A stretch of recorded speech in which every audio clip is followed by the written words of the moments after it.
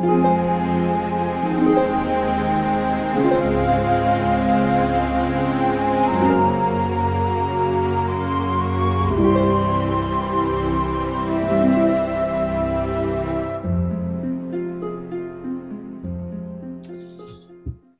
we are, Jay Smith and my good friend, Odon LaFontaine. How are you doing, Odon? So good to have you back. Listen, very good, very good. It's great, isn't it? Jay.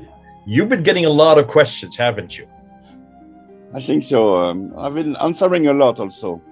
Well, we're going to do that for people here. And we promised that we would do this. We said to you good people that write your problems, write your comments, get it out of your system, confront us, harass us, negate us, try to engage with us, and you've done just that.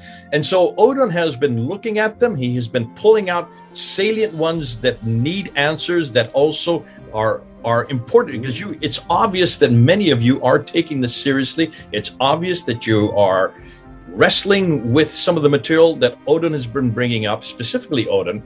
And so this is now time for us to respond to them. And what I'm going to do, Odon has given me about 10 or 11 major questions that need to be answered. Now, we're going to try to put them up one a day, boom, boom, boom, boom, boom, boom, one after the other, so that you can respond or hear about them and respond back. And I'm going to give the name of the person that asked the question, but there may have been 2 or 3 or 4 people that were asking the same questions, but we have chosen one that probably communicates it better than the rest. And as we see Odon there puffing away on his pipe, he's ready to not only puff out what he is going to say, but he's going to also embellish, because in using these questions, he's going to embellish the historical critique against the standard Islamic narrative. It's a great way to do that. This is called peer review. And in the peer review, we then respond to those reviews. So thanks so much for all of those and all of you who have done just that. So let's start with the first one. And this is by Kevin Ex-Muslim. That's his name, Kevin Ex-Muslim. So this is you. Thank you for asking this question. He says this, and it's about the Indian Nasrani from India. The Nasrans are people who live in South India, in the Akra religion, and they were followers of St. Thomas when he was in India to preach the words of Jesus Christ. We're talking about the 1st century AD.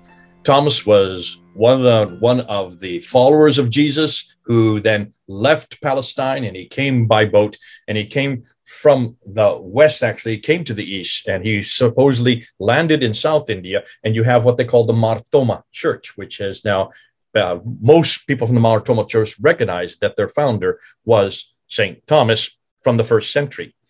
So he came to India and he preached the words of Jesus Christ. Why in South India for St. Thomas? Why is it that in South India, that St. Thomas, who sailed from the Red Sea there to the Indian Sea, and he was resisted in the South India first? Is this the Nasrani? Was he a Nasrani, is what he is asking. Over to you, Odon. What's your response to that?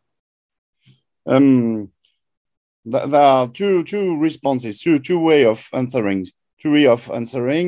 The first one is the Quran itself.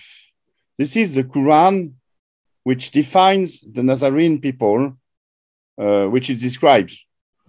So in the Quran, and we saw this together, Jay, yep, there is a depiction of the Nazarene of the Quran. This is why I call them Quranic Nazarenes. And we see that in the Quran, those people belong to the people of the book, which means that they are not Christians, they are not associationists, which means also that they are Jews. They belong to the Jewish people. So they could not be the Indian Nasrani, the Nazarene from St. Thomas. And the other way of answering this would be to really look into the first centuries and also the very first century of the church. And indeed, St. Thomas went to India, and there he founded churches. And St. Thomas was a Jew who spoke Aramaic. He had the Aramaic gospel with him. He had no Greek gospel with him. And he founded churches among the Jewish community there. you see, he visited the Jewish communities, telling them that the Messiah had come, that he was Jesus, and so on. And they converted and became Nazarene in an Aramaic sense, in the first century Aramaic sense. And those communities kept with the name Nazarene, Nasrani, because they kept a bit with Aramaic. This is a very particular thing with them. They still pray in Aramaic. They have many Aramaic prayers in the church, and they still call themselves Nasrani, meaning Nazarene. But do you really think that they were the very same people that we find in the Quran? That those people from India kind of emigrated into the Middle East, in Arabia, in Mesopotamia? Why the word Nazarene? Why have they used this word?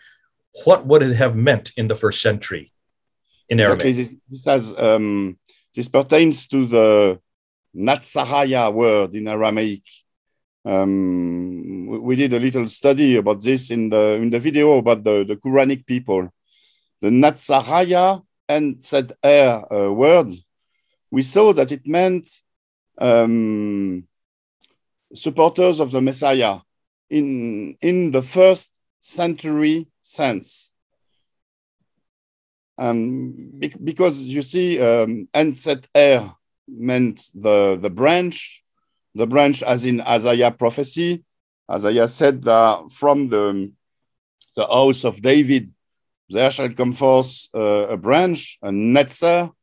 So the Natsaraya were the one who were waiting for the Messiah to come out of the house of David.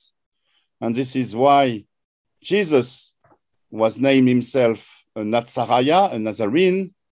Jesus from Nazareth is exactly the same as Jesus the Nazarene, because Nazareth, his city was the city of Nazarene, the city of the royal blood of David, the city of the descendants of David. And this is why the first disciples were given the name Natsaraya.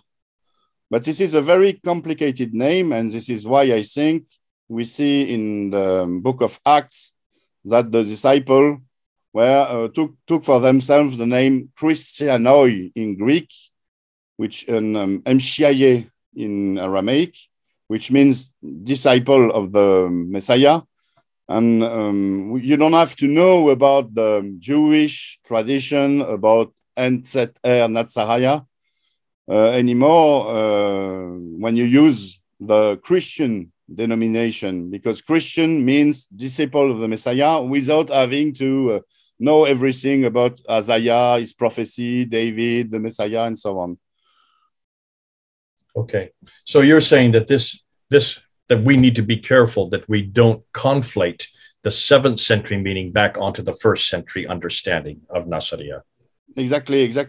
The thing with the St. Thomas Christian is that they are not out of time, but they kept the tradition from the 1st century much more better than other churches, and this is why they still hang on to the Nazarene denomination, but they are Christian nonetheless, and they also call themselves Christians.